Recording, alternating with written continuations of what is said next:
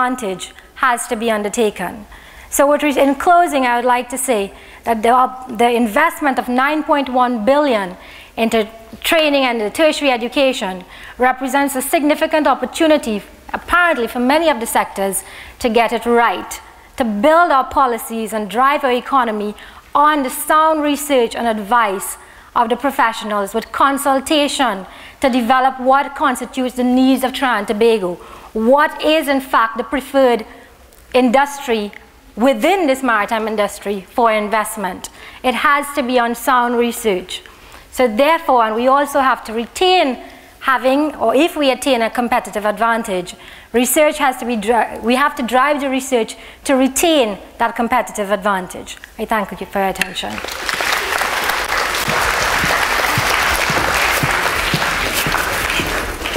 Thank you very much, Mrs. Rambarath Parasram. I hope her boat does not leave her.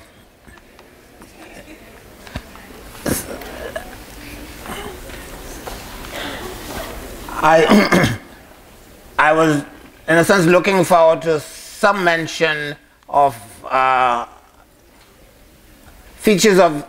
some features of the marine sector. I'm referring specifically to the drug trade and whether it has any impact on our shipbuilding operations around our coast and in the rest of the Caribbean. Perhaps in the discussion we would pay some attention to that very lucrative but very destructive part of the maritime environment in Trinidad and Tobago. Now, Mr. Stephen Joseph will speak to us. He has accumulated over 25 years of teaching at the primary, secondary, and tertiary levels of our education system. He has also spent 6 years at the Ministry of Education as the project manager for quality improvement in Trinidad and Tobago secondary education modernization program. He holds a PhD in education with specialization in curriculum and instruction from Andrews University in Michigan. He's currently employed at the University of Trinidad and Tobago as an assistant professor of education and also serves as academic administrator program leader at the Valsain campus. This is a very critical area that is touched upon in the budget and in other areas, and I look forward to Stephen's presentation, and I'm sure you do as well. Thank you very much.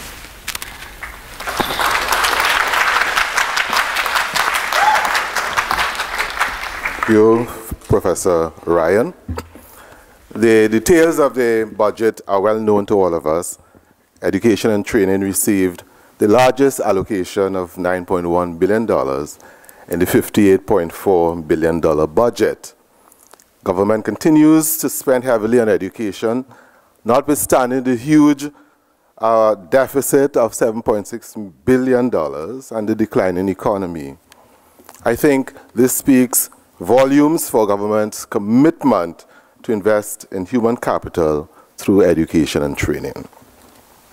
Human capital theory suggests that education or training raises the productivity of workers by imparting useful knowledge and skills. But how do we leverage such a powerful asset?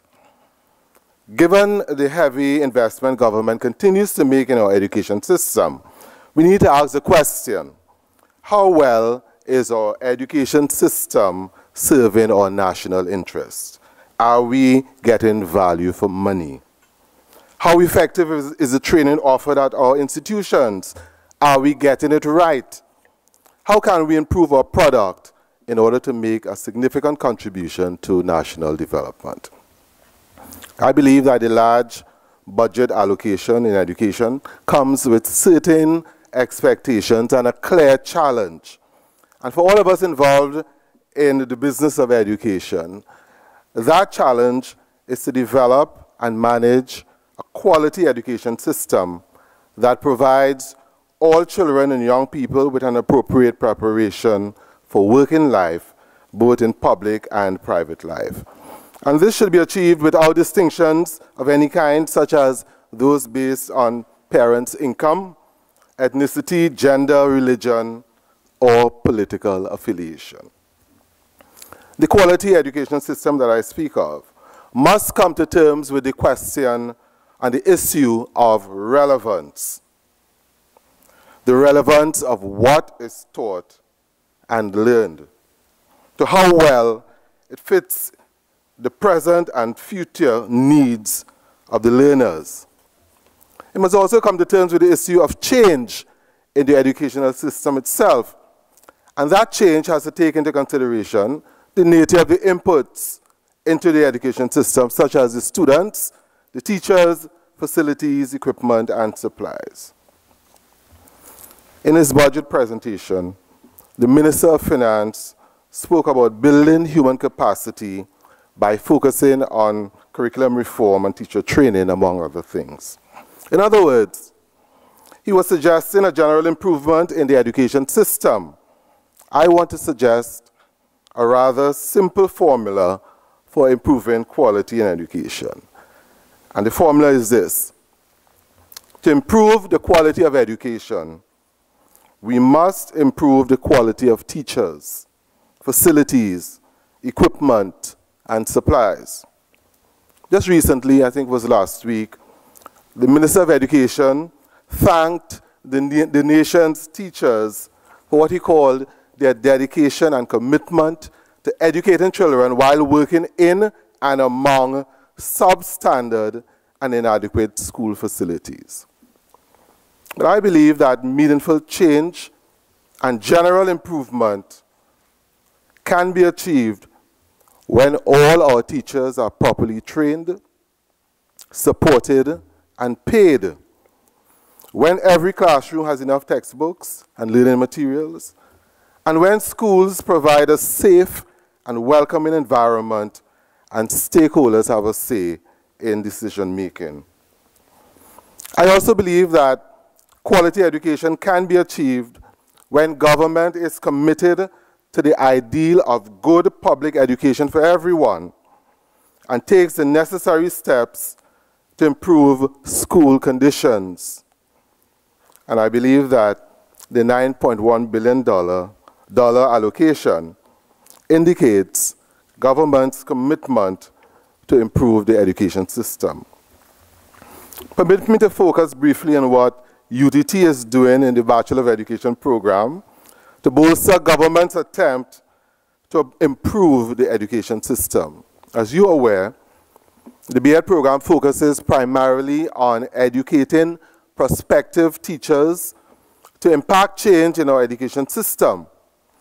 And we currently offer a number of specialization ranging from ECCE to primary education to other areas like math and agri-science and phys ed and technical and vocational education and other areas. Since our first graduation in 2009, approximately 1,700 teachers have been prepared for service in the primary and secondary school system. And these individuals are expected to become change agents committed to making a difference in the school system. But I understand that many of our graduates are unhappy because they are not teaching in the areas for which they were trained. Some of them are currently looking for a way out by pursuing higher degrees with the intention of exiting the school system. I think that if we do not quickly address the issue of teacher upgrade and replacement, we may lose a cadre of bright young people who could have made a significant impact on our education system. I believe, and I see that you agree with me, I believe that dynamic change as well as innovation demand robust human capital that is fully engaged and skillfully deployed. One key area in which the UTT Education Department is assisting government is in the area of technical and vocational education. Since the closure of the John S. Dullinson and San Fernando Technical Institutes, UTT has accepted the challenge of training teachers in technical vocational areas such as family and consumer sciences, as well as vocational and technical education. While this is a tall order, we are making significant progress. We are already working collaboratively with the fashion department at UTT to facilitate students in the fashion area, the area of clothing and textiles. And we are also obtaining assistance from ECIAF in some areas of food preparation. And we're in the process of forging links with NESC to provide hands-on opportunities for students pursuing areas like plumbing, welding, air conditioning, and auto mechanics. And soon we'll be talking to the UTT engineering department to assist us in the area of mechanical and electrical engineering, electronics, and technical drawing.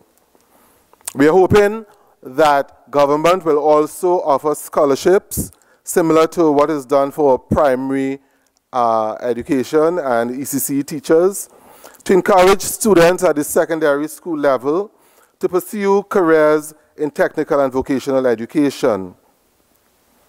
Our B.Ed program has expanded to Tobago. I don't know if you know that, but we have 2 year groups pursuing primary education there.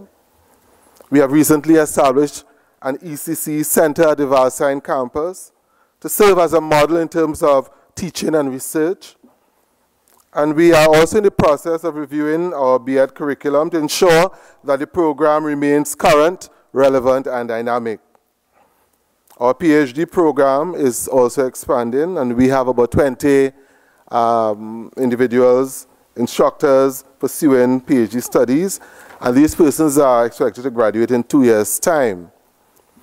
We have already developed a Masters of Education program in instructional technology, the first of its kind in the region, I understand.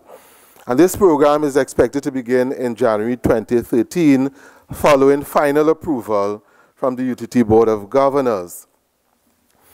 These, ladies and gentlemen, are some of the attempts we are making at the Education Department to ensure that education serves our national interest and continues to contribute to national development. In closing, I want to refer to a recent speech made by the Minister of Tertiary Education, Minister Karim, at one of the NESC locations, where he reiterated the ministry's position on students who underperform at the tertiary level institutions. And he outlined several measures to prevent the abuse of GATE. Well, I endorse this position since it challenges students to take responsibility for their own learning while pushing for excellence in their chosen field of studies. I believe everyone, students as well as teachers, should be held accountable for how they use taxpayers' dollars. And I want to be bold to say that UTT, through its education department and other departments, that UTT is doing a fine job in providing the kind of human capital necessary for the workplace. I'm confident that much more can be accomplished once the necessary resources are provided to support teaching and learning. I thank you.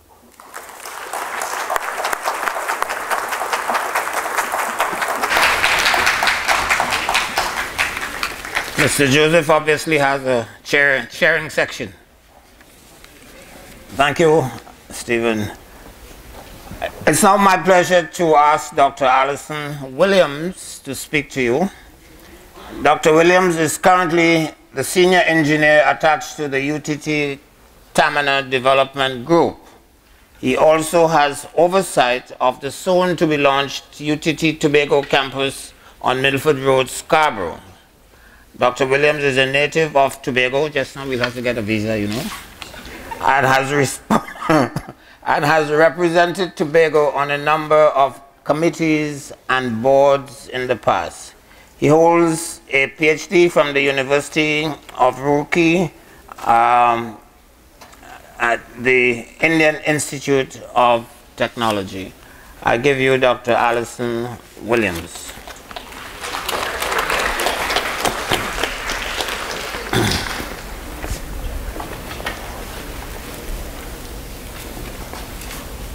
Thank you, Dr. Ryan. All protocols observed. Good morning, ladies and gentlemen, and students. Where Tobago affairs are concerned, I can speak non-ending. However, I was told that the scope of my presentation should be limited to tertiary education in Tobago. I also will try my best to assist the moderator by speaking within time to prevent him from sitting at the edge of his seat. I do not want him to fall. I want to have a conversation with you this morning about Tobago affairs in education. And I want to go back a little bit to start at the point where a Tobago development plan was prepared in 1998. And it was the first time publicly that statements were issued on the establishment of a University of Tobago. This concept was born out of the fact that many students who proceed to tertiary education in Trinidad and elsewhere express difficulties in having to live away from home while pursuing tertiary education. So that the powers that be at that time thought it fitting to improve the ability or the availability of tertiary education to Tobagonians, that there should be established a University of Tobago in Tobago. With the change in administration in 2001, the University of Tobago became dormant. But when there was a change in the administration in Trinidad, the UTT concept was born somewhere around 2004. And immediately thereafter, it was pronounced that the UTT will have a branch in Tobago. And a site was selected in Buku Point in an area called the Battery for the siting of that university. While Tobagonians were happy about the concept of a university branch of UTT in Tobago, they were very disappointed and upset and criticized heavily the location chosen for the university. It was considered to be cramped, if you know Buku Point. It was considered to be cramped and in a location that did not lend itself to expansion of such an institution. More than that, the Battery has its name from the fact that the pounding of the waves on that area close to the sea causes significant portions of the island to fall off into the sea as time goes by. So it is an area that was destined to become smaller and smaller over time because of the battery of the waves in that area. When the administration, both in Trinidad and Tobago, saw what was taking place and heard the cries that criticized the siting of that institution in Buku Point, there was a change in strategy. And it was decided sometime around 2008 that the university would be moved to a location in Canaan called Friendship Estate.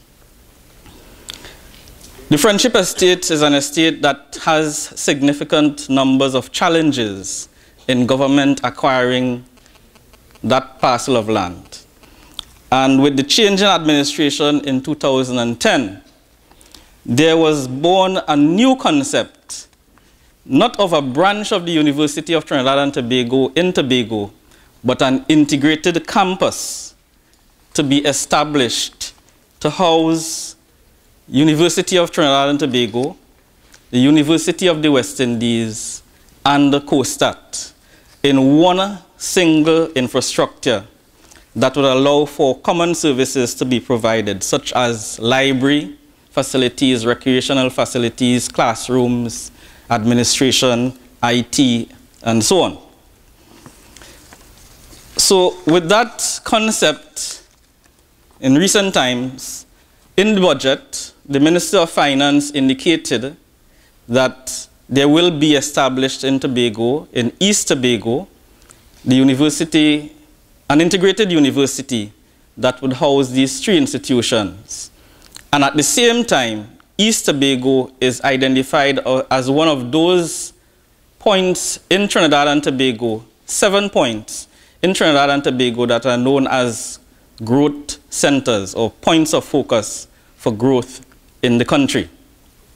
Now, I want to say to you that I happen to be a member of a committee that, previous to now, looked at several sites throughout Tobago for the selection of a single site that will house this integrated campus. And the site that that committee identified as the most favorable site was located in West Tobago, in an estate called Diamond Estate in the vicinity of Okenskio, Boko Road, near to the highway. But the policy of the government is that there should be some impetus, some catalyst to facilitate growth in East Tobago, because for the moment it appears as though all the development in Tobago is taking place in the west.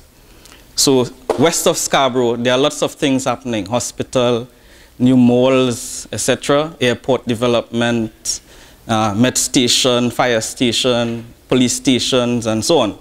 So the government thought that they had to make a deliberate attempt to bring some balance to the development in Tobago. And therefore, notwithstanding the recommendation of this technical committee, it has seen it fit to decide that the campus should be located in East Tobago, in Lowido. In the meantime, what is happening? UE has been able to build a small building in Signal Hill, next to the Signal Hill Secondary School, and houses some of its programs there. COSTAT has leased a building in Glen Road in Scarborough and hosts its programs there. And the UTT, as Dr. Joseph just indicated, has recently started a program by squatting at the Technology Center in Canaan, and most recently renting a building in Scarborough. So that what we have is a conundrum of tenants from these institutions in order to provide tertiary education in Tobago. Tobagonians look at this as not being adequately permanent enough to bring long-term future justification for tertiary education for its residents. And therefore, despite pronouncements since 1998 about a tertiary education institution in Tobago, we are still waiting with bated breath. The promise of a university in Tobago is lingering too long. Now, UTT boasts about being the entrepreneurial university of Trinidad and Tobago. It is supposed to be perceived as a leader in producing skilled professionals for business and national industry as we have it in our environment here in Trinidad and Tobago. If government policy, as enunciated in the budget, is to create a new economy in East Tobago by the establishment of a university campus, an integrated university campus in East Tobago, then I think that the onus is on the UTT to be a leading player in the establishment of such a campus in Tobago. The UTT has a very important and critical part to play in generating economic activities and growth in the country. And if Tobago happens to be one such part, then the UTT should be there, sitting in its place to take things forward. So this morning I want to say that if there's any entity under the Ministry of Tertiary Education and Skills Training that should play the leading role in moving the process of bringing about a university in Tobago, then it should be the UTT. Notwithstanding the fact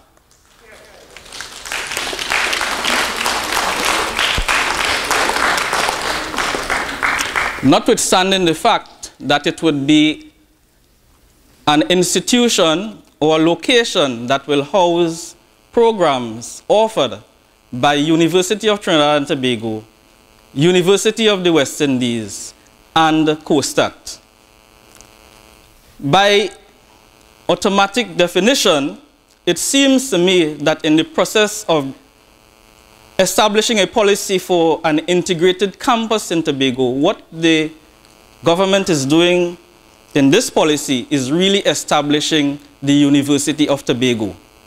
Because it won't be the University of Trinidad and Tobago, it won't be the University of the West Indies, it won't be COSTAT, but it will be the University in Tobago, a special university. So that UTT has to take the leading role in seeing the designs of the programs for that campus, and perhaps one of the programs that can be shifted to that campus is the maritime. Doctor, maybe you'll have to change location. The UTT has to take the lead in establishing the designs for the facility itself. The UTT must take the lead role in coordinating the efforts that are required to bring to bear on the project the inputs of University of the West Indies, COSTAT, and all other stakeholders, particularly those who reside in Tobago. Should the project falter or go nowhere, I will blame the UTT for not seeking the opportunity that has presented itself in a project of major interest for the nation. Notwithstanding, I have confidence that we have the capacity, drive, and determination to be successful, and that we will be certainly able to take up the mantle and run with it. So when the chairman and or the president makes his telephone call tomorrow to the ministry, I am certain that they will be very anxious and willing to hear what we have to say coming out of the UTT in order to accelerate the implementation process to bring about the reality of an integrated campus in Tobago. So I say at this point in time that the ball is in UTT's court and we have to play the right stroke moving forward. Thank you very much, ladies and gentlemen.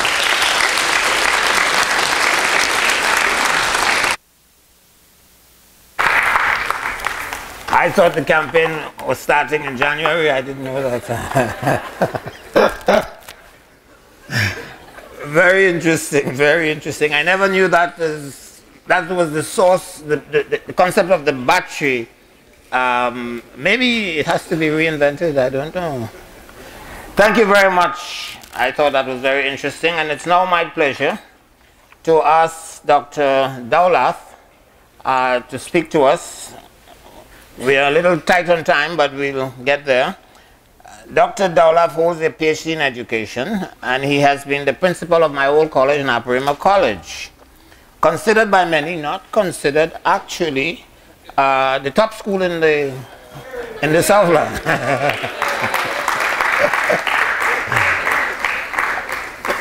He holds the post of interim chairman of the Standing Committee on GATE, Government's Assistance for Tuition Expenses, succeeding Mr. Jwala Rambarath, who is now the governor of the Central Bank.